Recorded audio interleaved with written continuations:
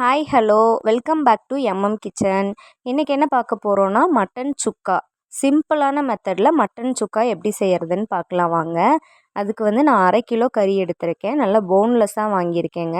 சின்ன சின்னதாக கட் பண்ணி எலும்பு இல்லாமல் வாங்கியிருக்கேன். அதை நல்லா தண்ணியில் கழுவிட்டு ஒரு குக்கரில் போட்டுட்டு கொஞ்சம் கல்லுப்பு, மஞ்சத்தூள் 1 ஸ்பூன் போட்டு கறி மூழ்கிற அளவுக்கு மட்டும் தண்ணி ஊற்றிக்கலாங்க. நிறைய தண்ணி ஊற்றிட்டோன்னா ஒரு மாதிரி பொங்கி பொங்கி வர ஆரம்பிச்சிரும். தண்ணி ஊற்றிட்டு ஒரு 5லேருந்து 6 விசில் நல்லா வேக வச்சு எடுத்துக்கலாம். கறி வந்து நல்லா சாஃப்டாக வேகணும். அப்போ தான் சுக்காவுக்கு வந்து நல்லாயிருக்கும் சாப்பிட்றதுக்கு. இப்போ வெங்காயம் கட் பண்ணி வச்சுக்கலாம். சின்ன வெங்காயம் தான் எடுத்திருக்கேன். மேக்ஸிமம் சின்ன வெங்காயமே யூஸ் பண்ணுங்கங்க. பெரிய வெங்காயம் வந்து பார்த்திங்கன்னா வாயு கூட அதிகமாக சேர்க்கக்கூடாது, இனிப்பு தன்மையை வந்து கொடுத்துரும். அதனால் சின்ன வெங்காயமே சேருங்க.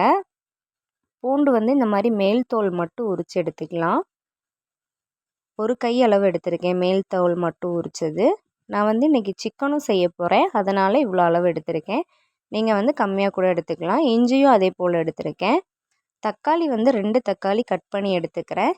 இதை வந்து அப்படியேவாவும் போட்டு தாளிக்கலாம், அரைச்சும் கூட சேர்க்கலாங்க. இது கூட சின்ன வெங்காயம் கொஞ்சம் சேர்த்து அரைச்சும் கூட சேர்க்கலாம். நான் வந்து அரைச்சி தான் சேர்ப்பேன்.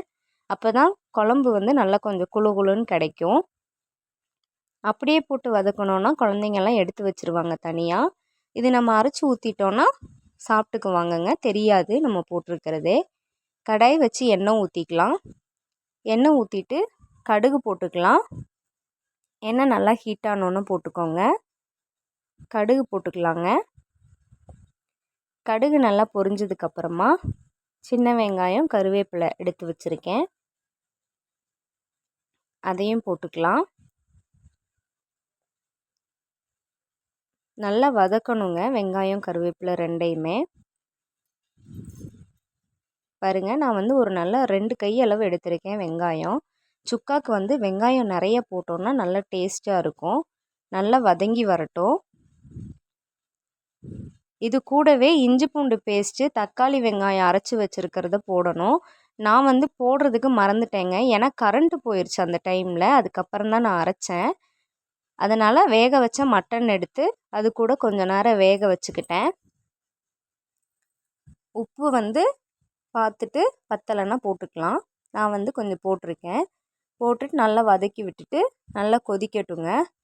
நல்லா கொதித்ததுக்கப்புறமா கைவிடாமல் கிண்டிகிட்டே இருங்க, ஏன்னா அடி பிடிக்கும். ஏன்னா தண்ணி ஊற்ற மாட்டோம் ஆரம்பத்தில். நம்ம மட்டன் மசாலா வந்து சேர்த்துருக்கேன். சேர்த்துட்டு நல்லா கிண்டி எடுத்துக்கலாம். நல்லா கிண்டி எடுத்துகிட்டு பாருங்கள், அந்த வேக வச்ச தண்ணி மட்டும்தாங்க இதில் இருக்குது. எக்ஸ்ட்ரா நான் தண்ணி எதுவுமே ஊற்றலை. மசாலாவை போட்டு நல்லா கிண்டிக்கலாம். கிண்டினதுக்கப்புறமா தண்ணி ஊற்றிக்கிறேங்க. தண்ணியை ஊற்றிட்டு நல்லா கொதிக்க விட்டுக்கலாம். நல்லா கொதித்ததுக்கப்புறமா தக்காளி, சின்ன வெங்காயம் அரைச்சி வச்சுருக்கிறது, இஞ்சி பூண்டு பேஸ்ட்டு.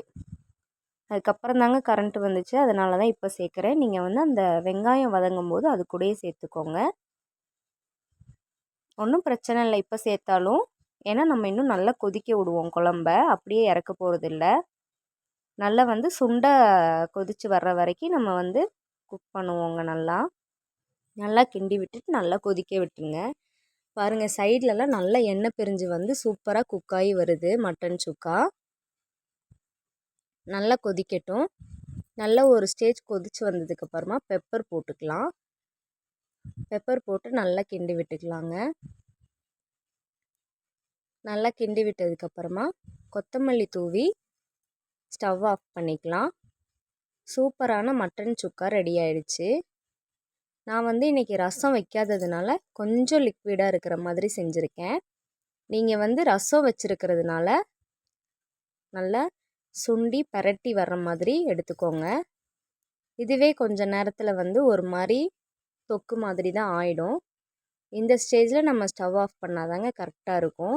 இந்த மெத்தடில் வந்து செஞ்சு பாருங்கள், ரொம்ப ஈஸியான மெத்தட் இது. பிகினர்ஸ்க்கு ரொம்ப யூஸ்ஃபுல்லாக இருக்கும்.